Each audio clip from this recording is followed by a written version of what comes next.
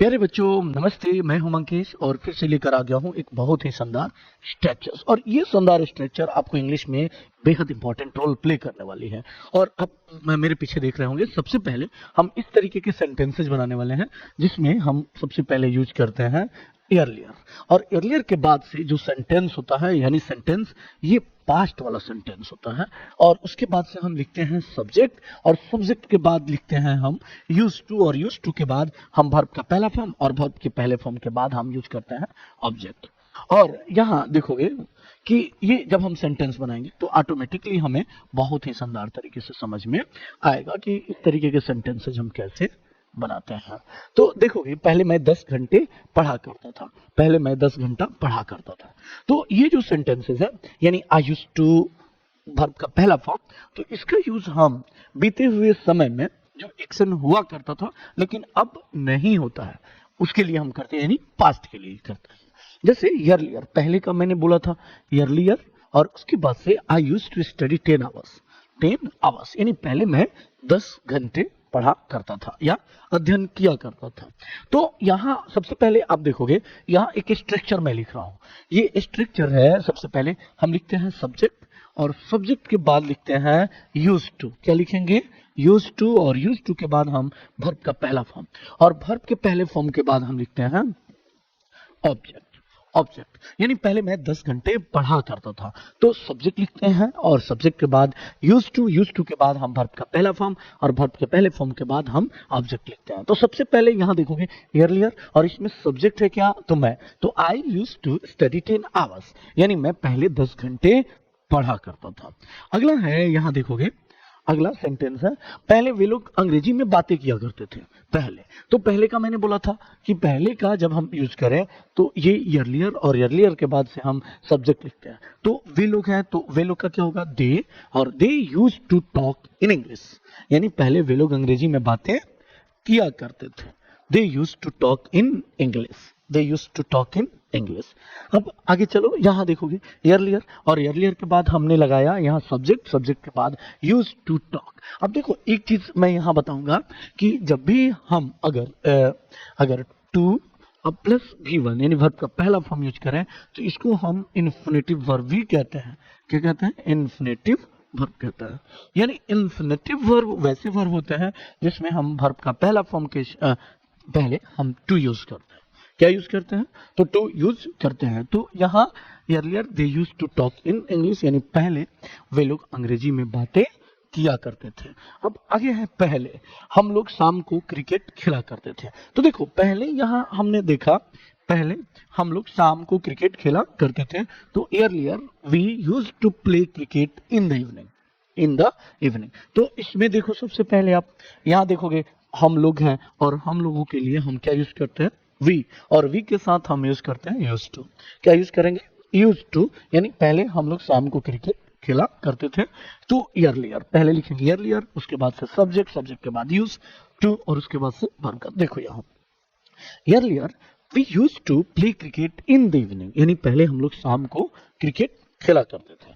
मैं पहले अंग्रेजी में बातें किया करता था। earlier I used to talk in English, पहले वे लोग डेजल में पढ़ा करते थे। earlier they used to study at dazzle. तो इस तरीके से आप बोलो, और जितना बोलोगे आप पाओगे कि हम बहुत बेहतर होते जा रहे हैं। अब अगला सेंटेंस देखोगे, और अगला सेंटेंस का जो स्ट्रक्चर होगा, किसी चीज को आदत डालने से है, यानी आदत डाल लो। अंग्रेजी में बातें करने की आदत डाल लो, फिर से वहां जाने की आदत डाल लो, बकबक करने की आदत मत डालो। इस तरीके के सेंटेंसेस हम कैसे बनाते हैं? तो देखो, यहाँ देखोगे कि पैसे कम बचाने की आदत डाल लो। तो सबसे पहले हम क्या करेंगे? Gate into the habit of. और देखो, एक चीज यहाँ ध्यान में रखना, जब भी हम प्रीपोजिशन यूज करते हैं तो उसके बाद हम वर्ब में आईएनजी यानी प्रेजेंट पार्टिसिपल फॉर्म लिखते हैं। क्या लिखते हैं? Present participle form. तो पैसे बचाने की आदत डाल लो, तो क्या लिखोगे? सबसे पहले लिखोगे gate into the habit of, ये पूरे के पूरे लिख दोगे। Gate into the habit of हम टोटल लिख देंगे यहां तक, और उसके बाद से ये वर्ब लिखते हैं, और उसके बाद से ये हम वर्ब का पहला फोर्थ फॉर्म लिखते हैं जिसे हम प्रेजेंट पार्टिसिपल कहते हैं। क्या कहते हैं? प्रेजेंट पार्टिसिपल फॉर्म कहता है। तो पैसे बचाने की आदत डाल लो, यानी gate into the habit of saving money, gate into the habit of saving money. ये आई होप कि ये समझ में आ रहा होगा। अब यहाँ देखोगे, किताबें पढ़ने की आदत डाल लो, get into habit of reading books, get into the habit of reading books. ये अब आगे देखोगे, यहाँ गेट इनटू द, तो देखो यहाँ हमने क्या लिखा, टोटल, यहाँ gate into the habit of लिख दिया। उसके बाद से हम क्या लिखेंगे, वर्ब लिखते हैं। तो वर्ब यहाँ पढ़ने की है, यहाँ बचाना है। तो gate into the habit of, और मैंने बोला था ना ऑफ यहाँ क्या है, प्रीपोजिशन है। क्या है, प्रीपोजिशन। और प्रीपोजिशन के बाद हम यूज करेंगे आईएनजी फॉर्म, यानी प्रेजेंट पार्टिसिपल फॉर्म यूज करेंगे। तो देखो, gate into the habit of, यहाँ पढ़ने, रीडिंग बुक्स, यानी किताबें पढ़ने की आदत डाल लो। अब एक चीज यहाँ, सुबह जल्दी उठने की आदत डाल लो, सुबह जल्दी उठने की आदत डाल लो। अब देखो, सुबह जल्दी उठने की आदत, तो क्या लिखोगे, gate into the habit of, yes yes, उसके बाद से हम उठना, और गेटिंग अप होता, गेट अप का गेटिंग अप, अर्ली मॉर्निंग। या देखो, हमने क्या देखा, gate into the habit of getting up. यहाँ देखो, गेट अप होता है, और गेट अप का ये क्या होता है, गेटिंग अप, यानी gate into the habit of getting up in the morning, यानी जगने की आदत डाल लो।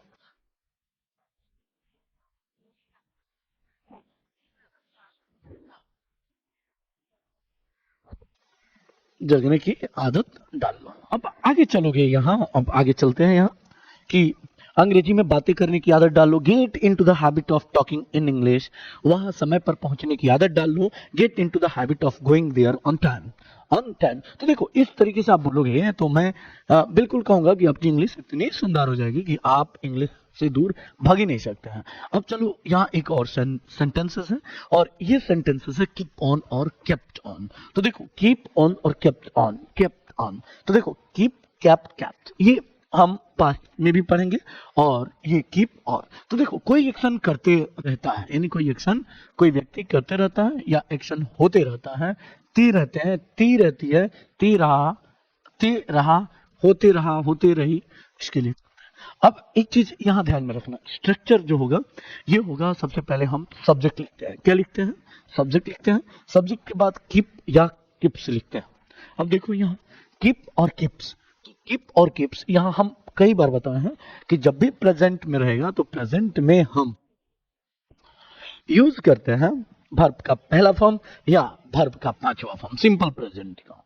तो सिंपल प्रेजेंट का जब हम यूज करेंगे, तो यहाँ और केप्ट ऑन, ये क्या है, वर्ब का सेकेंड फॉर्म। क्या है, वर्ब का सेकेंड फॉर्म, यानी केप्ट, ये है पास्ट फॉर्म। क्या बोलोगे, पास्ट फॉर्म। और देखो, मैंने बोला था प्रीपोजिशन के बाद हमेशा प्रेजेंट पार्टिसिपल फॉर्म लिखा जाता है। क्या लिखा जाता है, तो प्रेजेंट पार्टिसिपल फॉर्म, और उसके बाद से ऑब्जेक्ट लिखते हैं। यानी प्रेजेंट पार्टिसिपल की बात करें तो यानी वर्ब का चौथा फॉर्म, आईएनजी फॉर्म भी बोलते हैं, या कंटिन्यूअस फॉर्म भी बोलते हैं। अब देखो, सबसे पहले कि यहाँ हम देखेंगे, वह सारा दिन पढ़ते रहता है, वह सारा दिन पढ़ते रहता है। मैंने बोला ना कि कोई एक्शन अनवरत करते रहना, उसके लिए हम यूज करते हैं कीप ऑन, कीप्स ऑन, या कोई एक्शन अनवरत करते रहा तो केप्ट ऑन यूज करते हैं। तो वह सारा दिन पढ़ते रहता है। तो देखोगे यहाँ ही कीप्स। अब देखो, यहाँ एक चीज मैं बता दूं कि यहाँ कीप्स है, क्या है बेटा, कीप्स। यहाँ ही और ही के साथ हमने वर्ब का पांचवा फॉर्म यूज किया, ही कीप्स ऑन, यानी थर्ड पर्सन सिंगुलर नंबर के साथ, यानी ही, सी, इट के साथ हम वर्ब का पांचवा फॉर्म लगाते हैं, इन्फिनिटिव फॉर्म लगाते हैं। तो ही कीप्स ऑन, और उसके बाद से पढ़ते रहना, तो studying all day, he keeps on studying all day. मैं सारा दिन बाजार करता रहा, या सारा दिन मैं बाजार घूमते रहा। तो इस तरीके से वे लोग सारे दिन अंग्रेजी में बात करते रहे, मैं सारा दिन दिल्ली का चक्कर लगाते रहा। तो इस तरीके के सेंटेंसेस आप इस तरीके के स्ट्रक्चर से बोलोगे। अब देखो यहाँ कि वह सारा दिन नहीं पढ़ते रहता है। अब देखो, यहाँ क्या है, ये तो अफर्मेटिव सेंटेंस है, ये क्या है, अफर्मेटिव सेंटेंस है, और ये क्या है, ये है नेगेटिव सेंटेंस। क्या है, नेगेटिव सेंटेंस। तो नेगेटिव सेंटेंस हम कैसे बनाएंगे, तो आपको यहाँ क्लियर हो जाएगा। देखो, ही डज नॉट कीप, यानी हमें पता है सिंपल प्रेजेंट का, और सिंपल प्रेजेंट का जो रूल होता है, आपको मैंने कई बार बताया है कि सब्जेक्ट के बाद हम वर्ब का पहला या वर्ब का पांचवा फॉर्म, और उसके बाद लिखते हैं ऑब्जेक्ट। या आप ऐसे भी लिख सकते हो सब्जेक्ट प्लस, और अगर नेगेटिव बनाना हो तो डज या डजंट। क्या लिखोगे? डज या डज नॉट, यस या डज नॉट लिखोगे। उसके बाद हम वर्ब का पहला फॉर्म यूज करेंगे, क्योंकि डज जो है ये वर्ब का पांचवा फॉर्म है, और थर्ड पर्सन सिंगुलर नंबर के साथ हम यूज करते हैं यस। तो देखो सब्जेक्ट और उसके बाद से डू या डज, और उसके बाद हम यूज करते हैं नॉट, और उसके बाद वर्ब का पहला फॉर्म, उसके बाद हम यूज करते हैं ऑब्जेक्ट। यानी वो सारा दिन नहीं पढ़ते रहता है, तो ही सब्जेक्ट, सब्जेक्ट के बाद हमने देखा कि नेगेटिव में है तो ही है, तो ही के साथ डज नॉट, और ये कीप है, कीप स्टडिंग ऑल डे, यानी वो सारा दिन नहीं पढ़ते रहता है। वे लोग सारे दिन बच्चों से बातें नहीं करते रहते हैं, तो क्या होगा? They don't keep talking to the children all day, all day. तो देखो इसके लिए एक स्ट्रक्चर यहाँ मैं दे दे रहा हूँ, यहाँ आपको बता दें। सबसे पहले एक काम करते हैं, यहाँ हमको लिखना है, यहाँ देखोगे सबसे पहले अगर सब्जेक्ट लिखते हैं, सब्जेक्ट के बाद अगर नेगेटिव बनाना हो तो सब्जेक्ट के बाद डू या डज लिखते हैं। क्या लिखते हैं? डू या डज। उसके बाद हम लिखते हैं नॉट, नॉट के बाद हम लिखते हैं कीप। क्या लिखेंगे? कीप। और कीप के बाद हम लिखते हैं वर्ब में आईएनजी, और उसके बाद से हम लिखते हैं ऑब्जेक्ट। ये एक स्ट्रक्चर है, ये एक स्ट्रक्चर है। अब एक चीज यहाँ हमें समझना है कि डू नॉट को हमने क्या बोला कि डज नॉट, क्या डू नॉट, तो यहाँ डू और नॉट को हम क्या बोलेंगे? डजंट। क्या बोलेंगे? डजंट। सॉरी ये डोंट हो जाएगा। क्या होगा बेटा? ये हो जाएगा डोंट। और डज नॉट को हम डज और नॉट को क्या लिखते हैं? ये लिखते हैं डजंट। क्या लिखते हैं? डजंट लिखते हैं। तो अब एक चीज यहाँ थर्ड पर्सन सिंगुलर नंबर के साथ हम यूज करते हैं।